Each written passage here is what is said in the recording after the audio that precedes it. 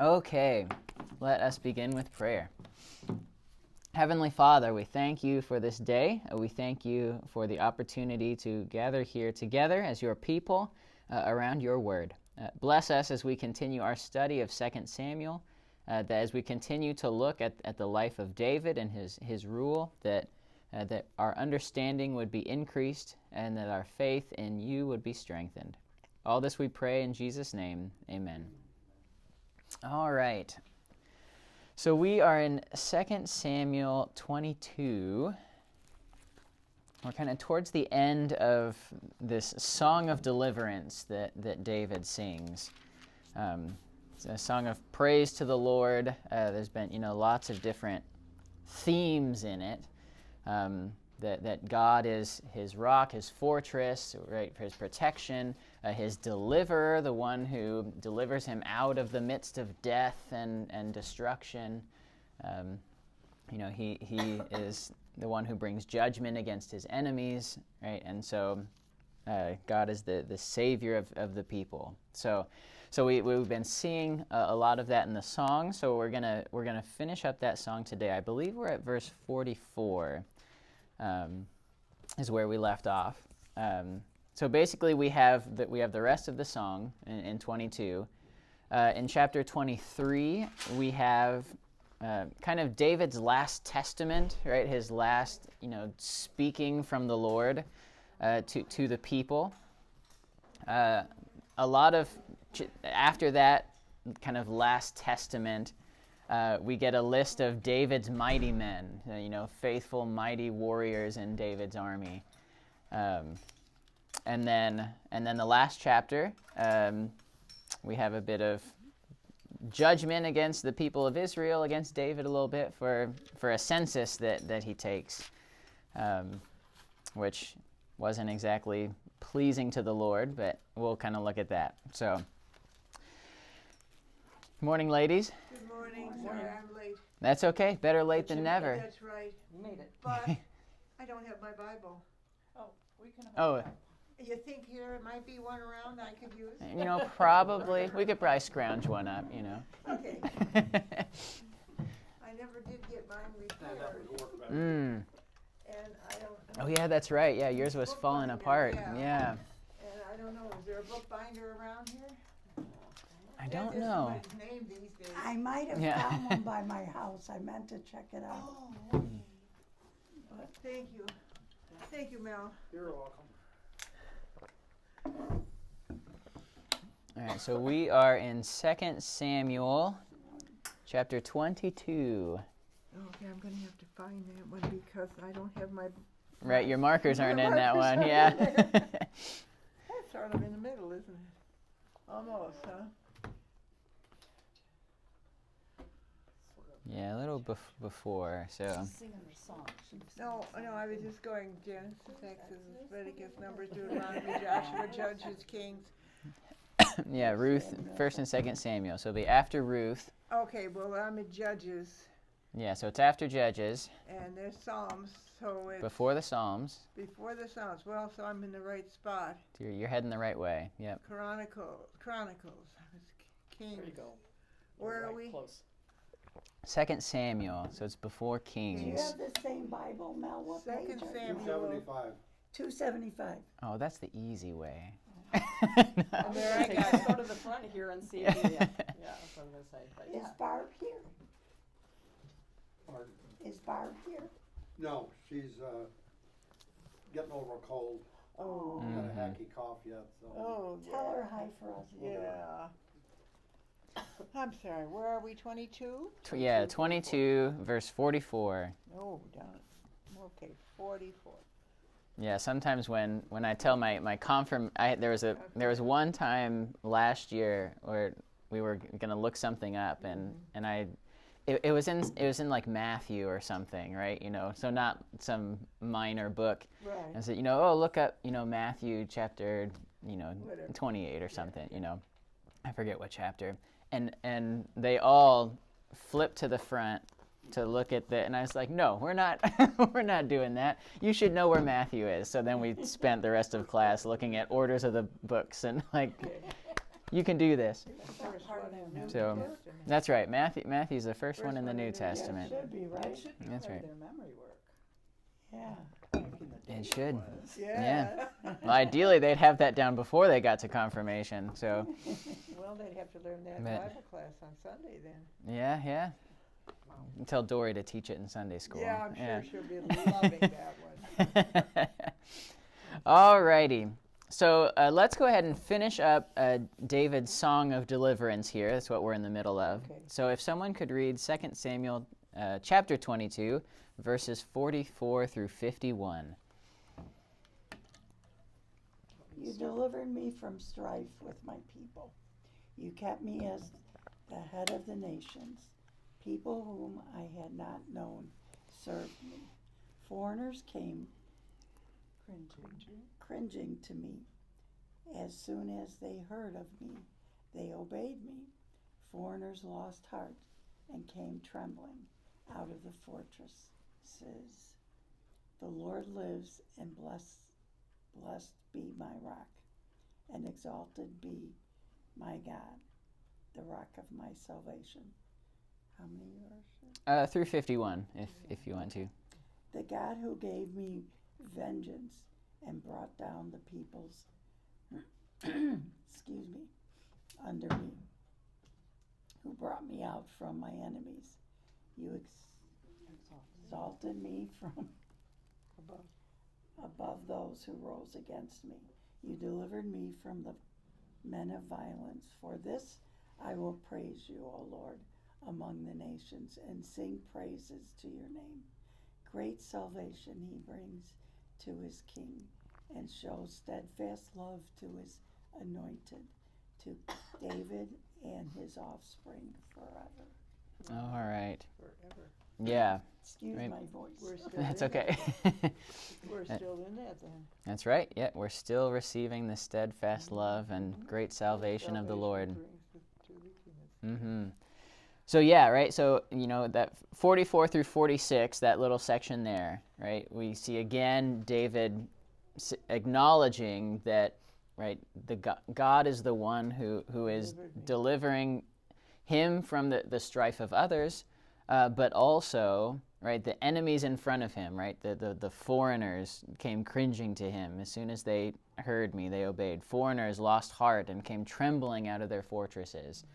Right? This is not the sound of, I'm going in and I'm, because of my might, right? I'm defeating them. It's I'm showing up and they are surrendering, right? And we see at the end of this song, of course, clearly David gives credit to the Lord, right? He knows that it's not him. He knows it's not, well, I'm such a great warrior and a powerful king that of course the other nations would fear and tremble before me and bow down to worship me, right? He doesn't do that. He acknowledges, for this I will praise you, O Lord, verse 50, among the nations. Right, it's the Lord who is bringing all of this. And again, right, 47 and following there, again, it's the Lord who is the source of all this. The Lord lives, and blessed be my rock, right? He's the rock. Exalted be my God, the rock of my salvation, the God who gave me vengeance and brought down peoples under me, right? He's the one, he's the actor in all of this. It's not David. David's merely the instrument that God used. Good word. To go through this. And for all this, he praises the Lord. And we get this nice promise at the end, at verse 51. Great salvation he brings to his king, and shows steadfast love to his anointed, to David and his offspring forever. Right? So, of course, we've seen the steadfast love of the Lord shown to David, who is the anointed one of Israel. He's the king there. But we also see we see that steadfast love continue, and we see this especially, right? This can bring to mind language of Christ. We can see Jesus in here, right? of course, Jesus is, right, King of Kings, Lord of Lords. God shows steadfast love to his anointed, right? Christ, that word Christ literally means anointed one. And Jesus had his baptism, right? He's baptized by John the Baptist. And then when he comes up, the Holy Spirit descends upon him. And what does the Father say? This is my beloved Son, right? The Son whom I love, with whom I'm well pleased, right? And so we see that love of God the Father upon his anointed, upon the Messiah, right? Upon Christ. And that this is shown to David and his offspring forever, right? How often is Jesus referred to as the Son of David, right? He is that promised son that will take the throne and reign. So we have this, kind of this duality going on here, right? David is singing praise to God for the love that he's shown him and to, his offspring forever, which includes not only his house, but also especially Christ, right? And then, we united with Christ share in that love that God shows for us, right? So we continue, because of Christ's sake, we continue to live in that steadfast love of the Lord forever, right? And notice it's forever, right? There's no end to God's love for us. Right, yeah, it's not like, well, you sinned so many times, and so now I'm cutting you off. Right. Yeah. No, right? It's that steadfast love forever, right? It's unending. How much earlier was this than that baby came? Yeah, so the Lutheran Study Bible says this is around 970 BC. So we're looking at, over 900 years before Christ's incarnation. Oh, they waited so long. Yeah, long time. I'm sure many of them gave up. Yeah, it's possible, especially when they get into, the exile and all of that, right? That was a real time of turmoil for them, right? Because they got comfortable, as you continue to look through, they get comfortable. They think, well, we're God's people. Yeah. We're always going to have this land, and so we can do whatever we want. And then eventually God says, I'm going to take it away from you. And so the northern kingdom of Israel is wiped out, right, and dispersed everywhere. The southern kingdom of Judah is sent into exile in Babylon, and then they're left saying, well, right, we've lost our promised land. Our temple is destroyed. What are we supposed to do, right? And so it's a real panic moment for them. And eventually they're brought back, right? A remnant of them are brought back. But we're still left too, though. Yeah. Mm-hmm. But the love of the Lord never stops, right? Even in the midst of their exile, even in the midst of all of that. So that's David's song of deliverance here. Praise to the Lord. So any questions on that chapter?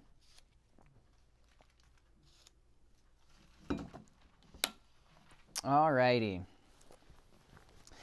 So let's get into chapter 23. So like I said, there's two kind of chunks here. The first part is this kind of last testament of David. Not literally his last words, because he keeps doing more stuff and making orders and things, but this is kind of his last testament, his last oracle from the Lord that he gives out. So, how old is he? Do you have any idea? I was doing the math the other day, and I was trying to figure it out. I want to say he's at this point, he's probably in his 60s, something like that. Okay. Yeah, I'd have to look. Yeah, not by our standards. Yeah. Yeah. How long was he king? He was king for, I want to say 40 years, something like that. Oh, is that all? Yeah, just 40 years. Just 40 something like that. I want to say it's, ballpark around that. That's why he was so comfortable, because he did the same thing every day. Right? Yeah. Yeah. All right, if someone could read verses 1 through 7. I can do it. These are the last words of David. the inspired utterance of David's son of Jesse, the utterance of the man exalted by the Most High, the man anointed by God of Jacob, the hero of Israel's songs. The Spirit of the Lord spoke through me. His word was on my tongue. The God of Israel spoke. The Rock of Israel said to me, one who rules over people in righteousness. When he rules in the fear of God, he is like the light of the morning at sunrise, on the cloudless morning, like the brightness after rain that brings grass from the earth. If my house were not right with God, surely he would not have made with me an everlasting covenant, arranged and secured in every part. Surely he would not bring to fruition my salvation and grant me my every desire. But evil men are all to be cast aside like thorns, which are not gathered with the hand. Whoever touches the thorns uses a tool of iron or the shaft of a spear. They are burned up where they lie. All right. So we get this last kind of oracle testament of David to the people, all right? Word of the Lord, spoken through him. And we see, even just from kind of the introduction, how beloved and blessed he is by the Lord. Right? He, a man who was raised on high, the anointed of the God of Jacob. Here the ESV has the sweet psalmist of Israel. Right? And so, right, he's the king, he's the anointed, he's the author of all of these psalms, these songs, right, that would continue to be the songs of people for, they continue to be, right? We still sing the psalms in our worship and in our liturgies, and so, right? Don't think that was an accident, do you? No, certainly not. Yeah, and so then we get to the words, right?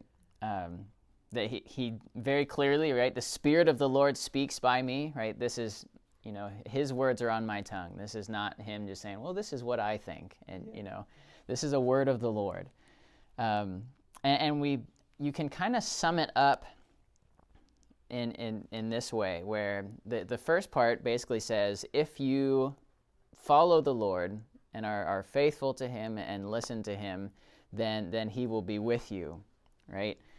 When one rules justly over men, ruling in the fear of God, he dawns on them like the morning light, like the sun shining forth on a cloudless morning, like rain that makes grass to sprout from the earth, right? So if you're following the Lord, right, you are choosing the way of life, right, and blessing, that God is with you. And he says, right, we've seen this with my house, right? When, we've the faithfulness of the Lord, right? He has been with us. He's made this covenant with my house. The Christ will come through him. He causes him to prosper far more than he deserves, right? We see that side with David. And then he goes to the contrasting point, right? He says those who act opposite of that, right, will risk that. This is the way of death and suffering and destruction.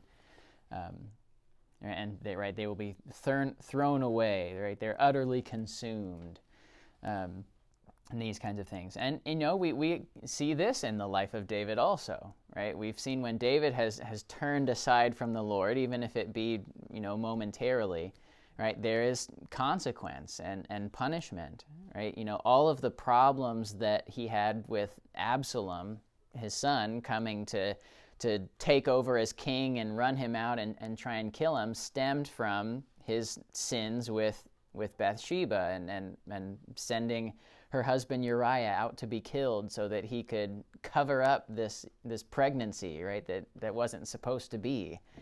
And so in all of that sin, right, led to suffering and hardship, right? He wasn't acting in the way of the Lord. And so there were consequences to that. And so this last testament that David gives here really kind of sets up, and we've seen this before. We've seen this kind of, here are two ways that you, God's people, can live.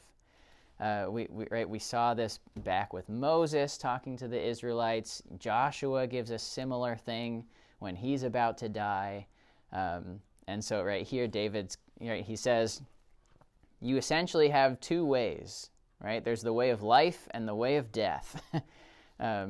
Choose, and they always say, right, choose life, right? Follow the Lord, stay true to his word, follow his commandments, live according to the law, and the Lord will be with you, and you will have life. But if you turn from him, if you act in your own way, if you do what you think is best, even if it's opposite what the Lord wants, you will not have life. Right? There will be punishment. There will be hardships. The Lord will not be with you. Right? He will remove his hand of blessing.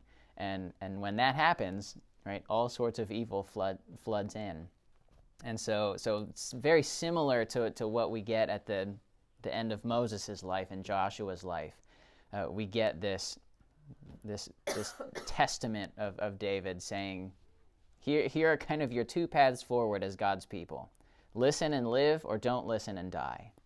And he speaks of rulers, right? Because at this point now they have kings, and so whether the nations are good or bad largely collaborates with whether the king is good or bad, because the people usually have to listen to the king, right? So when Israel has a good king, right, the king is making them follow the word, follow the God's law, and do the things they're supposed to do.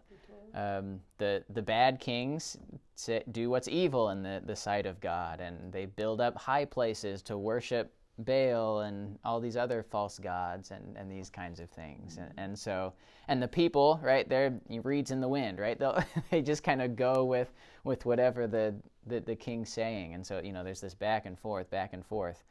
And then eventually we just get this long period of bad king after bad king after bad king, and which then leads to exile, of course. But so this is essentially what David is speaking here, right? You have these paths. Listen to the Lord. So any questions on that last testament? It repeats itself, obviously. We still do that today, right? Mm-hmm. Absolutely. Like, I don't know when we're going to learn. But Yeah. yeah. Not till we go to heaven or Jesus comes back. Yeah. Yeah, that's right. It'll be too late for some, right? So, yeah. That's Mhm. sad. Yeah. Yeah. I notice my words are a little bit different than everybody else. Is it okay that which book are... What is your... I have an NIV, but it's before 2011, because I heard something after 2011, a lot of the pronoun things started changing. Yeah. So I Mhm. made sure I got before 2011. Nice. I've had Yeah. this for many years, but It still is saying the same thing in so many words. you're though. using... different words. So yeah, we using- don't all use the same translation, Which right? would be Her better. her old Bible is King James, Okay. the old King James version. So we get all the these and thous and Right, the right. fun stuff there. Oh, We have the Lutheran Study Bible. You have the Lutheran. Yeah. I have a study Bible at home that could bring it. Yeah. So we have ESV. Matt has the New Living Translation.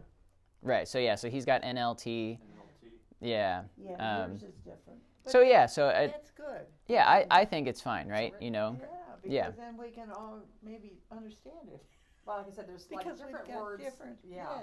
Yeah. Well, and sometimes, right, we've come across this multiple times where we'll be, someone will be reading, right? Let's say, Matt's reading, and we're following along in some of us in ESV, and his translation will say something, and we're reading it, and it says something different, but it's like a different way of putting it, and so it's like, oh, right, it can give kind of that example of, okay, well, this is, kind of gives us either a different way of looking at it or a fuller picture of, okay, because sometimes it's hard to translate from, not everything from Hebrew, word for word goes into English. And so, you can have a word, one word in Hebrew that means, 8 different words in English. And it all encapsulates it, like the word in Hebrew for kesed.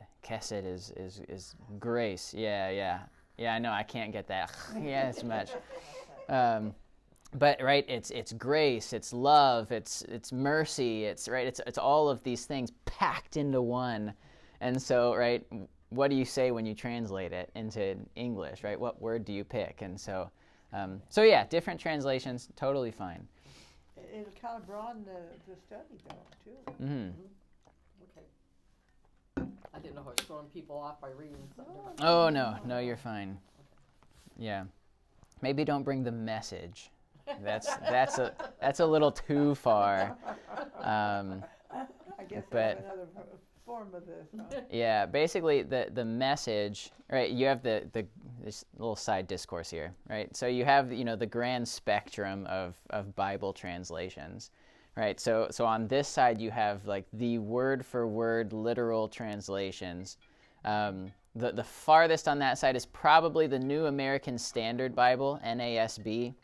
It's probably, as far as word for word goes, probably the most accurate English translation of the Bible that we have, of the Hebrew and the Greek. Can be very hard to read because right, it can be very clunky, but it's very accurate. And then on the other end of the spectrum is, I would say it's probably the Message is the most, where it's not really about word for word accuracy. It's not really even about phrase for phrase accuracy. Basically what it is it takes English translation. I don't think they even looked at the Greek and Hebrew. But they basically take an English translation that is kind of, middle of the road or whatever, and then they paraphrase that. So I even calling it a translation is kind of misleading, right? It's a paraphrase of the English translations.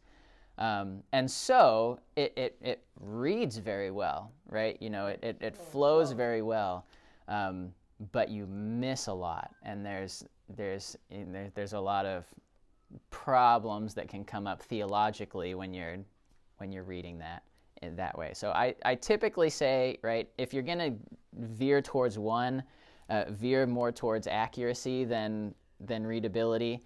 ESV is kind of a nice, I wouldn't say compromise. It's a pretty accurate translation, and there are times when it's clunky to read, but it's easier to read than NASB or like New King James or that kind of stuff. Or the scrolls themselves. Right. Yeah. So yeah. I have all of them, even the what's the archaeological? I'm not sure. It's got pictures of all the ancients, everything in there. I bought it for Dennis because he likes to. Oh, it's got like maps and pictures of stuff in it or something? Or? It's literally called the archaeological. Okay. Yeah, you'll have to bring it sometime. I'll have to bring it. Yeah, yeah, that'd be good. But yeah, right, I've got a few copies of Bibles in my office. Oh, and I'm sure you do. it can be, fun to bring them all out and say, all right, I've got my ESV, I've got my New King James, I've got, one passage at a time. Right, yeah. You're going to confuse yourself. Yeah, so, Don't go too far. so yeah. But anyway, that's kind of how that goes. All right, let's keep going. So now we get into, again, like I said, the rest of chapter 23 is kind of listing off David's mighty men, who his trusted, strong soldiers are. We've heard of his mighty men mentioned, throughout, these books. That David's mighty men went and did this. His mighty men go and do that. Here we get the actual names of them. Which is hard as part of it. Yeah, so some of them are hard. So basically, right, we get his mighty men, and what we see is there's three like chief mighty men, right? Those who are kind of the commanders, and then there's groups underneath of them. So we get them named and listed, and some accounts of, especially the three chiefs or the three captains, we get a few accounts of their bravery and their might in battle. So I'll go. I might end up reading most of this, but Please. but yeah. So we'll start. I'll read verses 8 through 10 to start off. These are the names of the mighty men whom David had: Josheb-Basshebeth of Tachchemonite. He was chief of the three. He wielded his spear against 800 whom he killed at once. Oh, whoa. And next to him among the three mighty men was Eleazar, the son of Dodo, son of Ahohai. He was with David when they defied the Philistines who were gathered there for battle, and the men of Israel withdrew. He rose and struck down the Philistines under his hand until his hand was weary, and his hand clung to the sword. And the Lord brought about a great victory that day, and the men returned after him only to strip the slain. So here we get the first two, right? So there's these three mighty men, right? Chief among them is this Josheb-Basshebeth. And so we get just a snippet of his strength, right? He wielded a spear against 800 whom he killed at once. So, right, 1 versus 800, and he takes them down, right? So very, very strong, skilled warrior, right, at David's right hand here. The next one, Eleazar, we see his bravery here. He's there with the men of Israel, defying the Philistines, fighting against them. And it talks about how the rest of his army flees, right? They run away from the Philistines, but he stays and he fights until he defeats them, right? So he stays and holds the ground and runs off the Philistines on his own. Just like David. Right. And then only when they're all defeated do the men of Israel come back and, loot them and all that fun stuff. So these are the first two. Then we get the third in this next part at verse 11 and following. Next to him was Shammah, the son of Agi, the Hararite. The Philistines gathered together at Lehi, where there was a plot of ground full of lentils, and the men fled from the Philistines. But he took his stand in the midst of the plot and defended it and struck down the Philistines, and the Lord worked a great victory. So again, kind of just like Eleazar. Right, yeah. So here, Shammah, he's the third one. And similar to Eleazar, right? They're fighting the Philistines. The men of Israel flee, they run away, but he stays, he defends this plot of land, and he single-handedly fights them all off. And you think because it's a food source? Yeah, right. That certainly would be a benefit to defending that territory, right? Because this is a food source, and if we lose it, then not only are we losing it, but they're gaining it, right? And we don't want that. So we see his bravery here. We see his skill in battle, of course. And then we get this note, right, that at the end, right, of verse 12, and the Lord worked a great victory. So this is always important to note, right? These men are not so great in and of themselves, right? They certainly are very skilled and very, strong and able to fight. Otherwise, they wouldn't be able to do all this. But it's the Lord who is working through them. It's the Lord who gave them these gifts in the first place, blessed them with these talents and skills and strength. But he's also working to bring about these victories. And so maybe whispering in their ear. Yeah, could be. Hear the lentils. We need them for food, type thing. Right. Yeah. Yeah. So we see that note, right? We don't want to forget, right, that it's the Lord who's working in this. But these are the three chief men of David's mighty men, right? They are the strongest, the greatest. So there's these are three of these mighty men, right? And we see there's 30 chief men total, at least at in this next section that here. point. Yeah. So these are the three, and then we get a little account of their bravery and their desire to serve David and put their lives on the line to serve and help David. So someone else can read this section because I don't think their names are in here. So if someone could read verses 13 through 17. And 3 of the 30 chief men went down and came about harvest time to David at a cave of Adullam, when a band of Philistines was encamped in the valley of Rephaim. Yep. David was then in a stronghold, and the garrison of the Philistines was then at Bethlehem. And David said longingly, "Oh, that someone would give me water to drink from the well of Bethlehem, that is by the gate." Then the 3 mighty men broke through the camp of the Philistines and drew water out of the well of Bethlehem that was by the gate, and carried and brought it to David. But he would not drink of it. He poured it out to the Lord and said, Far be it from me, O Lord, that I should do this. Shall I drink the blood of the men who went at the risk of their lives? Therefore he would not drink it. These things the 3 mighty men did.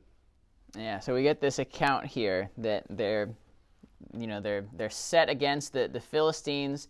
David's in a stronghold up in this cave. The Philistines are down in the city of Bethlehem, is where they're held. And David kind of, longingly here says, kind of a, not a command. He's not saying go and do this, but he's just kind of saying, oh, if only I could get a drink from this water, right? And so the 3 mighty men, right? These 3 guys say, okay, we're going to do this for the king. So the 3 of them go and fight the Philistines, break through their lines, go and get some water, and bring it back to David, right? And David was not expecting this.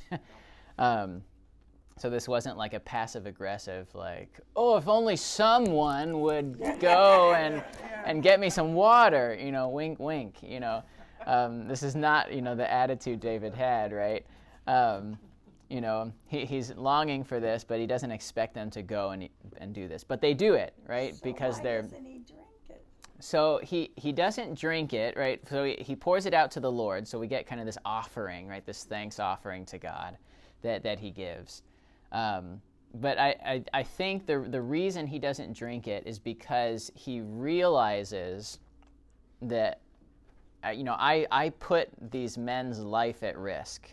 Right? I shouldn't have said what I said because they went and risked their lives, 3 against who knows how many. At minimum it would have been hundreds or probably thousands down there, in the Philistine army at that time. And so, but these 3 men, right, go and risk their lives to go and get me some water, right? How selfish of me to even utter that. Words, Yeah, and so instead he pours it out to the Lord. He recognizes, right, that, Weren't they all mad at him because nobody got to drink it? Well, I mean, you can't be mad at giving a thank offering to the Lord. But these they're so loyal to David that they will do anything for him, right? And so this is an example of the greatness of these 3, right? These things the 3 mighty men did, right? This is, this are those 3 that are they're closest to him. Committed. Yeah, yeah, very very loyal. Yeah, and so then the rest of this, so we get a little bit. We get some more. We learn about Abishai, the brother of Joab, son of Zeruiah. We get to hear about his greatness. We get to hear about a couple others, and then we get a list of the rest, really, in the last section there. If someone, let's read about Abishai. if someone could read verses 18 and 19. Abishai, son of Zeruiah. Yep. the brother of Joab, was the leader of the 30. He once used his spear to kill 300 enemy warriors in a single battle. It was by such feats that he became as famous as the 3. Abishai was the most famous of the 30 and was their commander, though he was not one of the 3.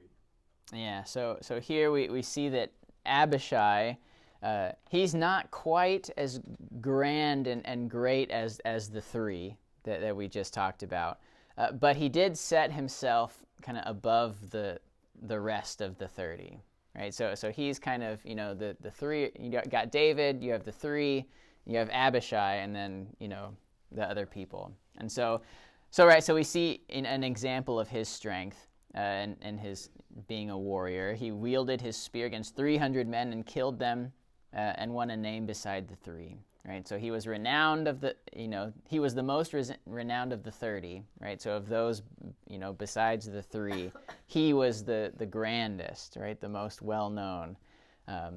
But he wasn't one of those 3, right? So, but a great faithful soldier for David. Then we hear of Benaiah, the son of Jehoiada. So if someone wants to read verses 20 through 23. And Benaiah, the son of Jehoiada, was a valiant man of Kabzeel, a doer of great deeds. He struck down 2 Ariels of Moab. He also went down and struck down a lion in a pit on a day when snow had fallen. Oh my goodness. Wow, They they had had snow. snow back then. And he struck down an Egyptian, a handsome man. The Egyptian had a spear in his hand, but Benaiah went down to him with a staff and snatched the spear out of the Egyptian's hand and killed him with his own spear. These things did Benaiah the son of Jehoiada, and won a name beside the 3 mighty men. He was renowned among the 30, but he did not attain to the 3. And David set him over his bodyguard. All right. So Benaiah, again, another one of those 30. He makes a name for himself. He's renowned among them. And so we learn a little bit about some of the stuff he does. Right? It says he struck down 2 Ariels of Moab. The note here is that, right, the meaning's kind of unknown exactly what that Hebrew word means. The 2 best guesses that we have for translating this are lion-like men or altars. The Ariels. Yeah, the Ariels. Yeah. So again, right, we're not sure, What that is. there's a number of words in Hebrew where it's like, what does, we can't figure out, and piece this together what it means.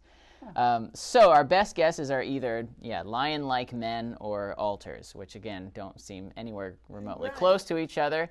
Right. But those are our best guesses based on contexts and other places. I don't know if this word is used anywhere else in the Old Testament, which makes it hard to figure out what it is. Exactly. So basically, right, what we see with this, if we go with either of these 2 options, right, he's either striking down these 2 lion-like men, strong warriors of Moab himself, or he is going and destroying these 2 altars of Moab, which no doubt would have been to offer sacrifice to false gods in this. So either way, right, he's being faithful in his service. He goes and does this. We do hear that he strikes down a lion, right? He kills a lion himself, kind of, draws our mind back perhaps to Samson and his great strength that he had, killing a lion with his own bare hands. We see Benaiah's skill in battle. He at one point fights this Egyptian. We get the note he's a handsome man. This handsome Egyptian. And the Egyptian comes at him with a spear. Benaiah has a staff, which is not, the most deadly of weapons that you could have. But he craftily and skillfully uses the staff to take the Egyptian's spear and kills him with it, right? Kills him with his own weapon. So we see kind of these examples of strength and skill that Benaiah has here. And so because of this, he's renowned, and David sets him over his bodyguard, right? As a close, trusted position there. I don't think I've ever heard that name before. Yeah, it's not a common one. I mean, so I've never have probably had studied this part either. Yeah, well, and especially when you get to sections like these, it can be easy to say, "Oh, I'm seeing these names, and ooh, that's a lot. How about we just kind of, so and so, blah blah blah, Asher, blah blah blah. All right, let's get to narrative, right? That's always, the thing to do. So, and Benaiah isn't mentioned super frequently, right? Some of these guys, right, we hear multiple times, and so they kind of get familiar to us and get in our minds. Benaiah, not one of those. No. So, yeah. All right. Any questions on these guys before we list off the rest of them?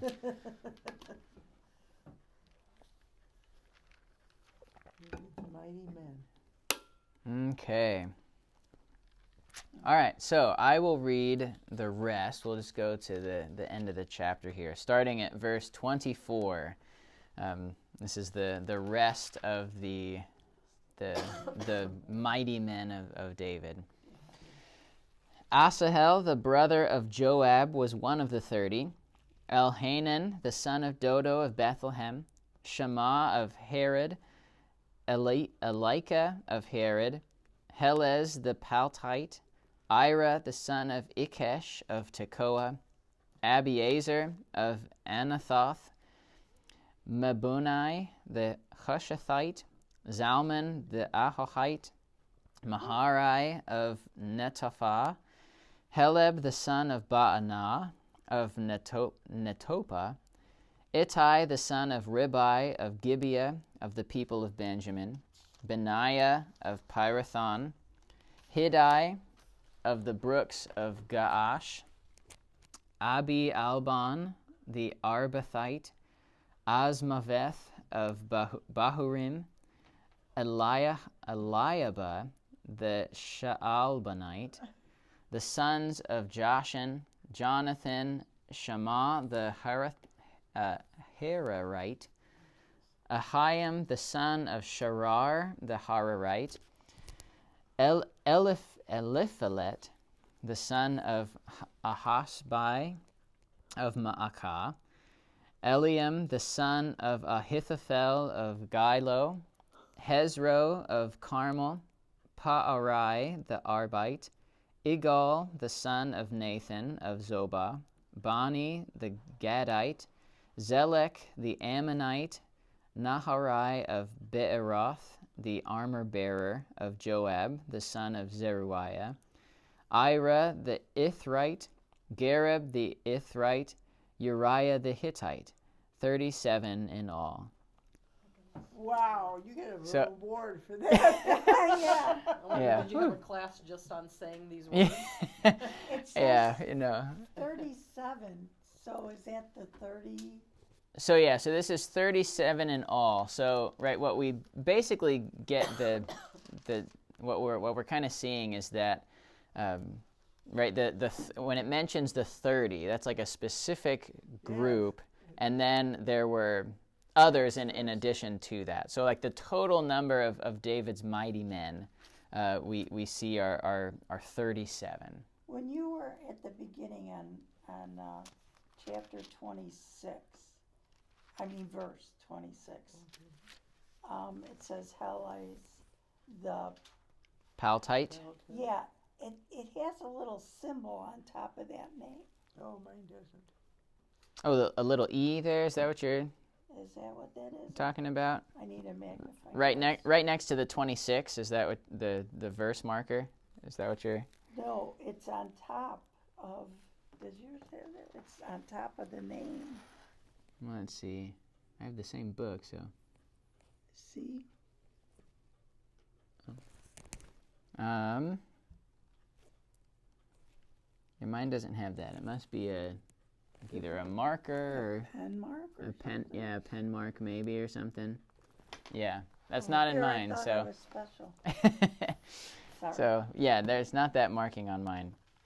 So yeah, it must just been a pen or something. It just looks like it was printed though. It's weird. Yeah, I don't know. Well, it's not printed in mine, so Okay. I don't know. I'm not sure. Yeah. So this is the list of all these mighty men there. Wow. I wasn't able to find. I would think that, right, of all these names, right, a lot of these names are like, people we've never heard of, Yeah. and stuff like that. Some of them we've heard a little bit about, and with some of these. The last one, though, verse 39, Uriah the Hittite. We know Uriah, Yeah. right? And this, right, this is not something that was brought out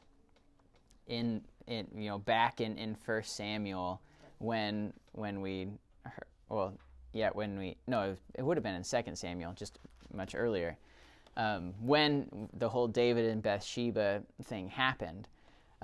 Right, it was bad enough that David slept with Bathsheba, tried to cover it up, and then sends a fellow Israelite, right, the husband, out to go and purposefully have him killed in That's battle. really thought out. Right, it's already bad just of its own accord. Now we find out that Uriah wasn't just some random guy.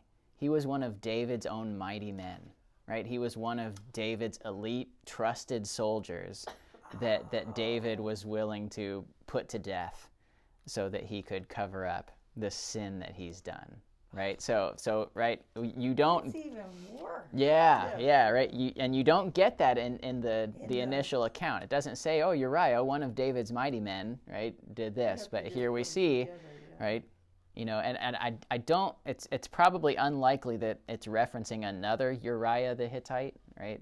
It's pretty specific. So that kind of brings that back, and it's like, wow, right? It even amplifies the sin that he was in and committing, which he repented of and is forgiven for. But yeah, you go through the names and then you get to that one. It's like, hey, I've heard of that guy. Yeah. One out of the Yeah. thousands. Yeah, and I it don't kind even of. read about it. And Pastor, I kind of like how I don't know when we stopped doing that, like where they say they're from. Mm-hmm. But I did hear that from my sister-in-law when I first met her. She barely spoke English. She was from Guadalajara, and when she introduced herself, she said, "Hi, I'm Norma Rivera from Guadalajara." Oh yeah. Right? Mm-hmm. And for some reason, I think we got out of that. I think that would be interesting to know that about people. Like when you meet them, like, I'm Teresa Gifford from, I don't know, Mount Prospect or whatever. Yeah, come Right, up with yeah. something to see where we are, how we are connected, and when you go through this whole thing, we are going all the way back, how we connect. Right. Like when they Because do she that, was like with from Mary, and they do that with another Joseph or Jesus, country. right? Right. Huh? Maybe because she was from another country. That could be. But I wonder when we gave up doing that about ourselves, right? Because that's something. Says something about us too, right? Where we're at. Mm-hmm. Yeah. Well, and we see that with kind of the normal Hebrew way whenever names are put out, right? It's usually it's either both or it's one or the other, but it's who you are, right? This is who I am. It's who your father was, right? I'm son of so and so, Right. and then often there will be and this is my lineage. I'm a Hittite, or this is where I'm from, the Bethlehemite, or and so so often it's just introduced that way. Well, this is who this is, and this is their father, and this is where they're from. And so whether that's it's it's not just a written down record kind of thing, right? When they are speaking, it's how they would introduce themselves. Excuse me. And so right. We've kind of you have to ask to get that information. Usually, it's like, oh yeah, I'm Zach, and oh Zach, where are you from? And that kind of thing. And so we kind of don't just jump out and give those kind of details as much anymore. Like I said, I don't know where in the Bible, but it does do that where it starts like with Mary. It kind of goes through her whole lineage till she gets to Jesus, and then they do it with like Joseph too, right? Yeah. So then they get to that, and I wonder, like, if we did that, like, well, now we have all this genealogy stuff that's out there. How far we would have to go back till we start connecting in to right where we are in the Bible on that, right? Right. Yeah, for sure. Yeah, like born in Chicago, moved to Prospect Heights, moved to Cary, moved to you'd have to give all those. That would be part of your name then, your heritage. So you'd have to tell everybody all that. Wow. Yeah. Well, and one of the challenges now is that people move around so much. Yes, they do. Where are you from? Whereas here, if you're born in Bethlehem, then you're probably going to stay in Bethlehem because that's where your family is, and as far as jobs go, right, you're just going to do whatever your dad does. They didn't, back in this time, and I mean even for a long time in our history, not until relatively recently did people have really a choice of what they wanted to do. Oh, I'm going to go, figure out what I want my job to be. Is like, no, my dad's a farmer, so I'm going to be a farmer. My dad's a pastor, so I'm going to be a pastor. My dad's a blacksmith, so I'm going to be a blacksmith, right? This is just what you are. This is the family business. It's they even made last names for to say, oh yeah, right, I'm Bob Smith because my dad was the blacksmith, and so we're so and so Smith, and you can see that with a lot of different last names, right? That this is who we are. This is what we do.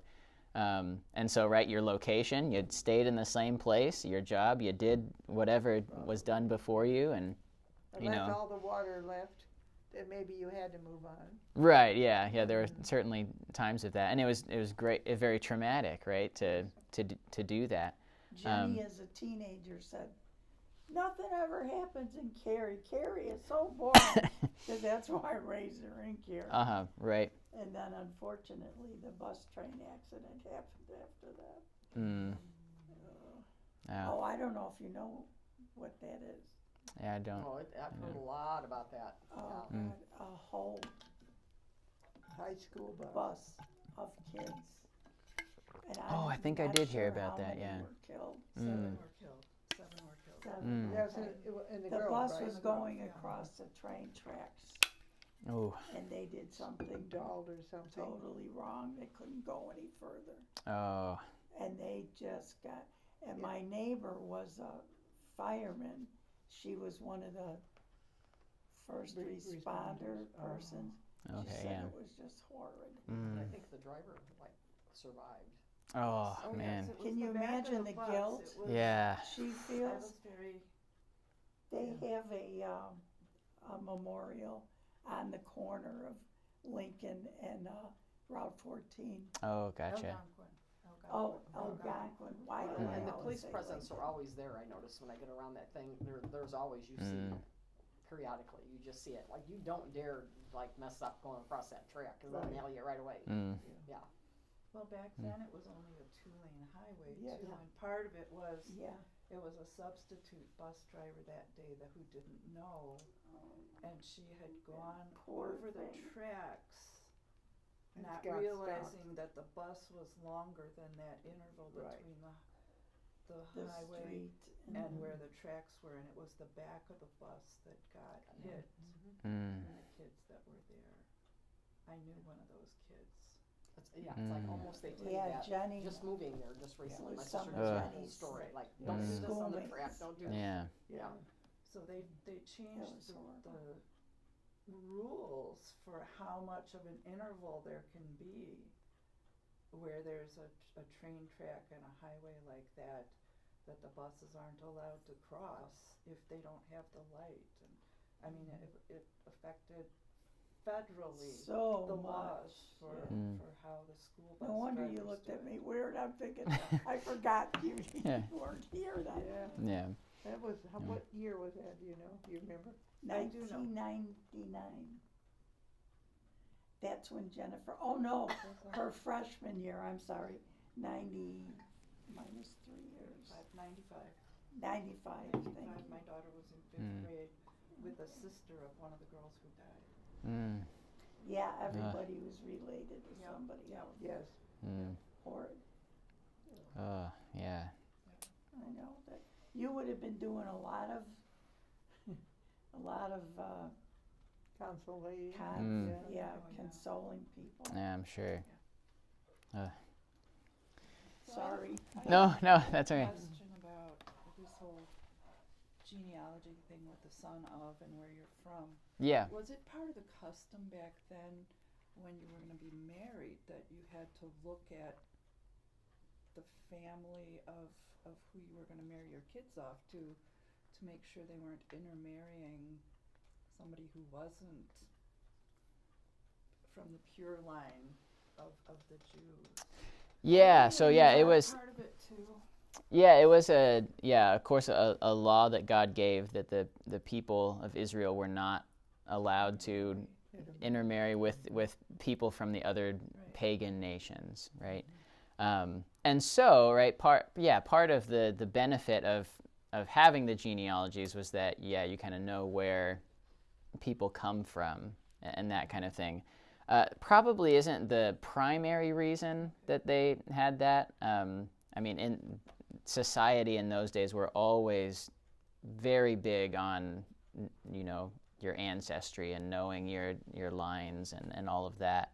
But fathers would give away their daughters to some guy who did something for him or whatever, which was kind of weird. Politically did that so beneficial or much. something. Yeah. Yeah, you see some of that, especially when it comes to like kings and stuff like that.